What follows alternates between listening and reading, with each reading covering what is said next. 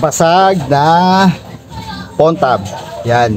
Malamang meron kayong tong mga ganitong klaseng model. Mahirap po hanapan ng touchscreen. Kaya ingatan po yung mga ganitong klaseng phone tab ganito kalalaki. Mahirap po talaga.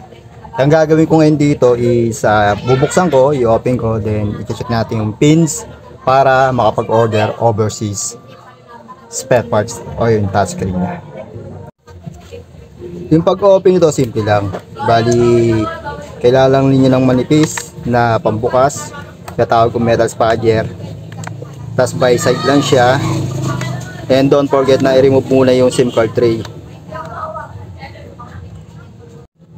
Then yung left side nya, ganun din. Gilid lang yan, half inch lang minsan yung kailangan yung iangat. Or kaya itulak pababa yung back cover nya. Bagong-bago pa to, kabibili lang. Ayan pa yung niya, warranty seal nya. Hindi pa tatanggal. Ngayon, no choice, kailangan natin baklasin, kailangan buksan para makita yung ilang pins yung pinaka niya.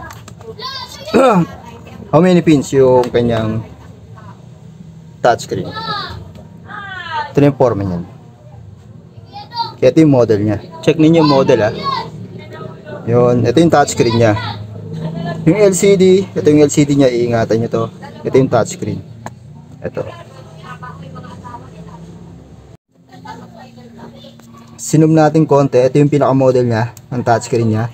Tapos ilan yung pins dito? 45 pins, 1 to 45 pins, ayun yung pins nya. Yan yung kailangan yung Ito. Ito yung klase ng model ng pins nya. Noong ganitong klaseng this model ng phone tab. Check ninyo. 1 to 45 pins, ibig sabihin niya yung bilang ng pins. How many pins? Yung kanyang ribbon on touchscreen or touch glass.